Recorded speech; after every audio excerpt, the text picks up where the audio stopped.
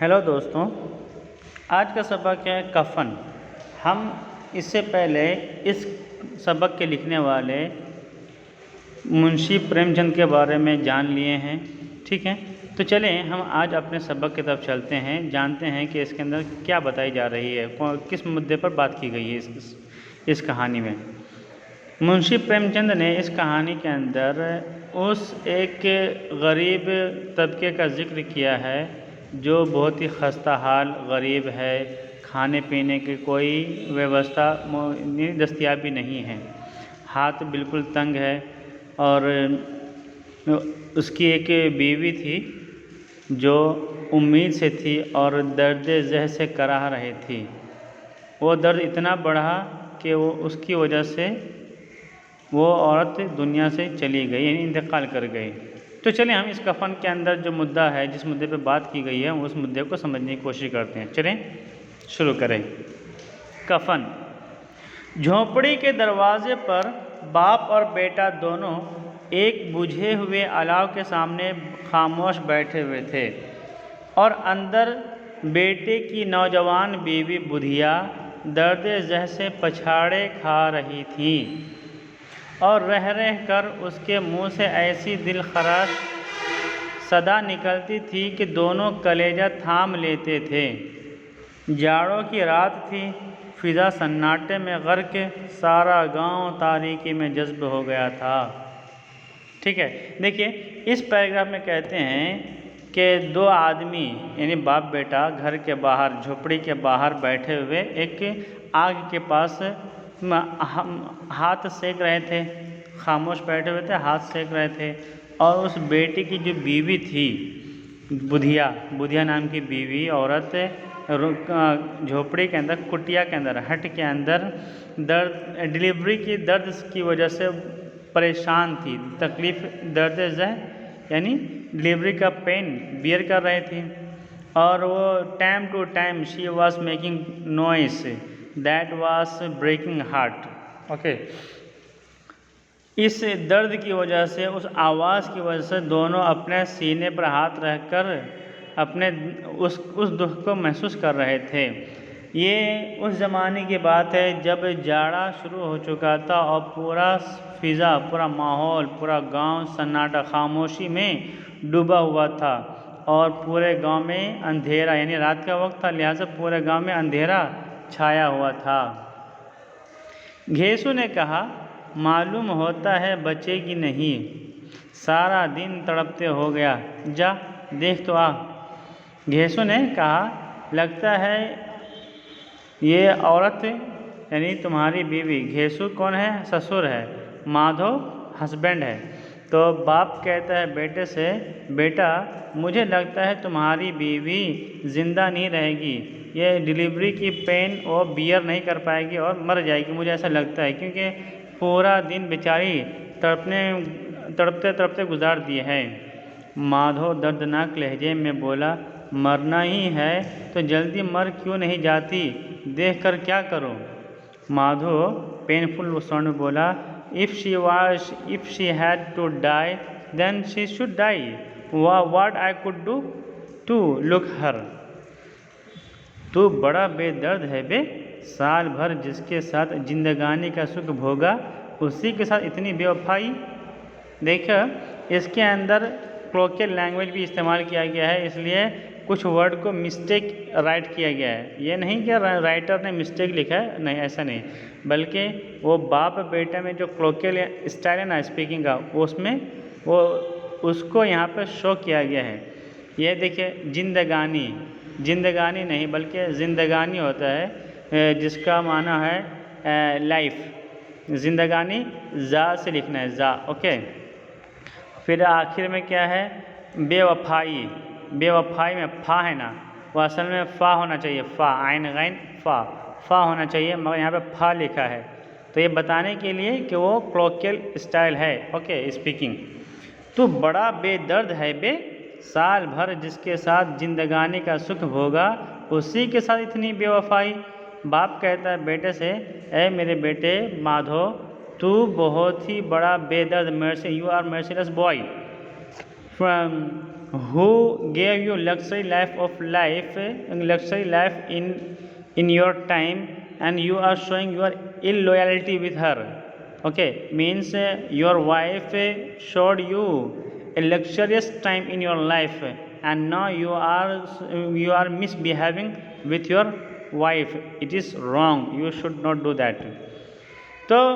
तो मुझसे तो उसका तड़पना और हाथ पांव पटकना नहीं देखा जाता। Madhav replied, I could not look her dumping her head and legs and hands.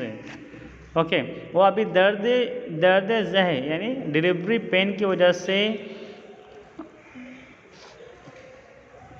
Hello,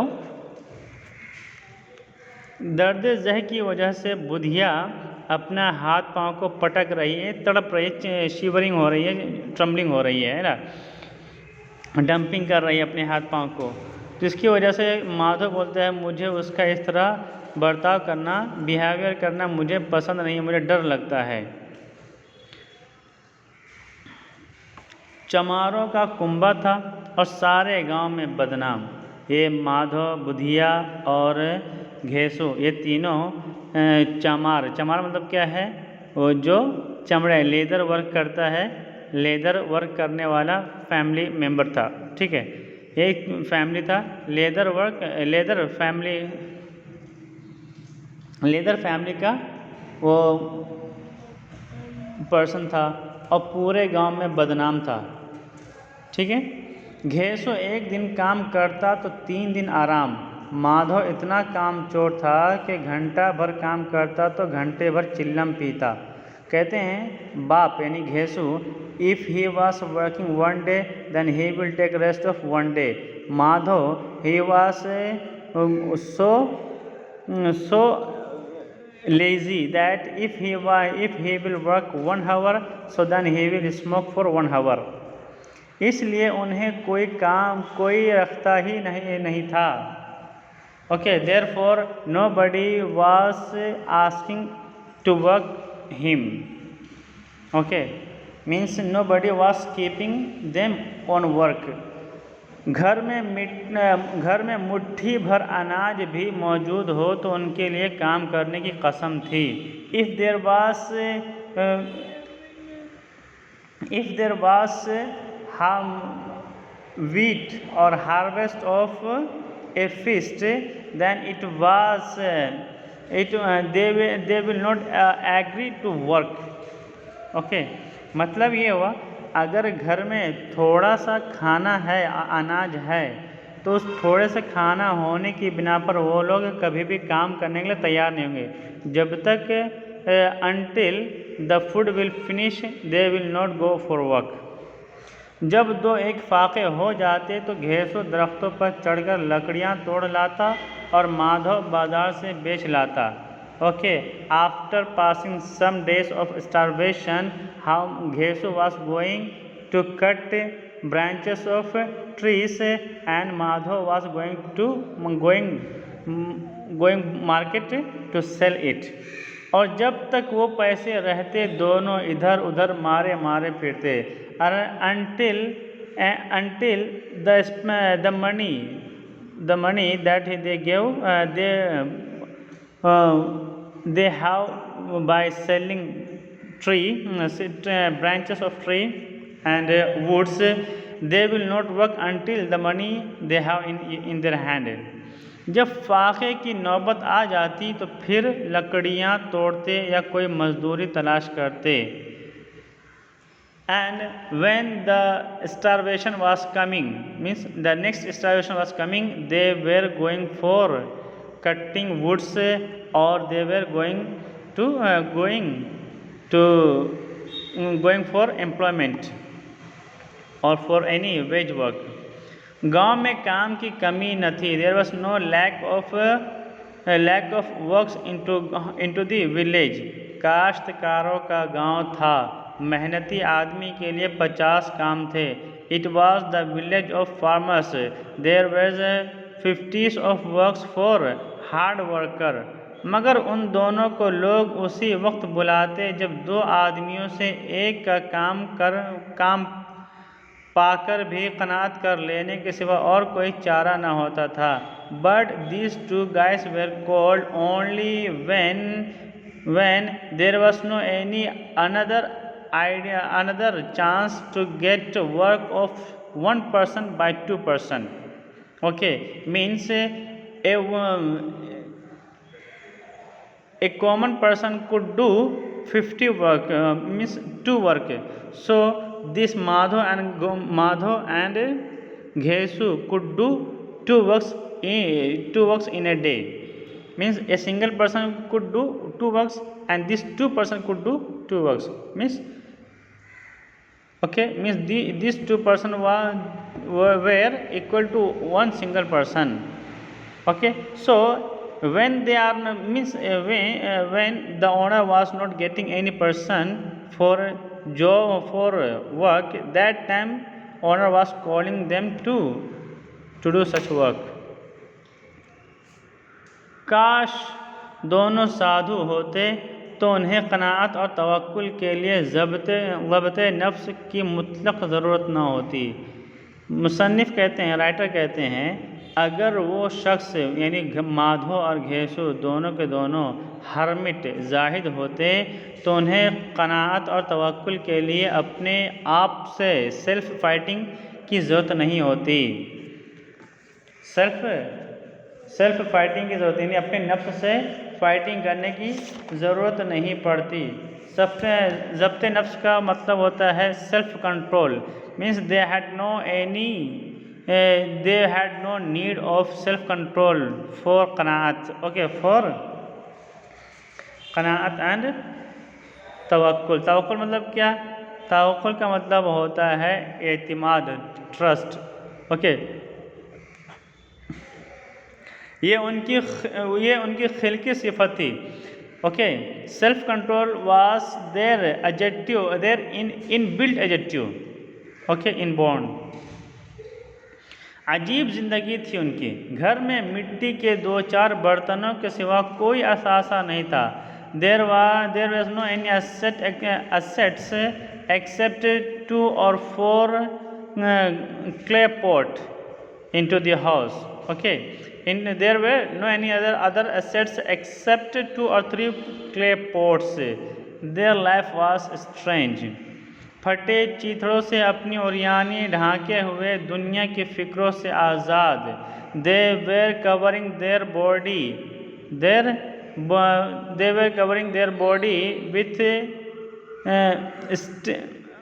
with little pieces of clothes. Means the clothes on their body were broken. कर्ज से लदे हुए गालियाँ भी खाते, मार भी खाते, मगर कोई गम नहीं। दे वेर ओवरलोडेड ऑफ डेप्ट and they were scolded, they were beated, but they have no any pain. मिस्कीन इतने के वसूली की मुतलक उम्मीद न होने पर भी लोग उन्हें कुछ न कुछ कर्ज दे देते थे। They were so poor that there were no any hope that the Ghesu and Madho could give back the loan. Even then they were giving them money. मतलब घेसु और माधो बहुत ही पुअर, बहुत ही गरीब लोग थे। इतने गरीब थे कि लोग जानते थे if we will give him money then he will not give me back. Even then they were giving Madho and Ghisu some money as a loan. मटर या आलू की फसल में खेतों से मटर या आलू उखाड़ लाते और भून कर खा लेते। ओके, वो मटर मतलब ग्रीन पीस। ओके, आलू पोटैटो। मटर या आलू की खेत से हार्वेस्ट से खेतों में जाते। They were going to any field of green peas और पोटैटो। दे वर uprooting green peas or potato from the field, and they were eating to fry it. या 10-5 ऊख तोड़ लाते और रात को चूसते. If they did not get green peas or potato, they were uprooting 5 or 10 sugar cane and they were sucking at night. घेसू ने इसी जायदाना अंदाज से 60 साल की उम्र काट दी. Ghisu has passed his life in this hermitly style 60 year of his age. और माधो भी सआदतमंद बेटे की तरह बाप के नक्शे कदम पर चल रहा था. And even Madho has selected the footprint of his father like a good boy. बल्कि उसका नाम और भी रोशन कर रहा था. But he was enlightening name of his father, means he was gaining more fame for father. उस वक्त भी दोनों अलाव के सामने बैठे आलू भून रहे थे जो किसी के खेत से खोद लाए थे. Even then when wife of Madho was crying for delivery because of delivery pain, both Madho and Ghesu was sitting around the fire and frying potato that was uprooted from any field, any farm. घेसू की बीवी का तो मुद्दत हुई इंतकाल हो गया था. माधव की शादी पिछले साल हुई थी. जब से ये औरत आई थी उसने इस ख़ानदान में तमद्दुन की बुनियाद डाली थी. Okay. A long years before, wife of Ghesu has passed away, but last year Madho got married with a lady. Since when the lady came into Madho's and Ghesu's family, she put the cultural and civilization stone into the family. Okay, because of Madho's wife, a cultural establishment was occurred into the house of Madho. पिसाई करके घास छीलकर वो शेर भर आटे का इंतजाम कर लेती थी. ओके. ग्राइंडिंग अदर्स पिसाई करना को बोलते हैं ग्राइंडिंग करना. ओके. और मल्चर, ग्राइंडिंग और मल्चर कहते हैं मल्चरिंग.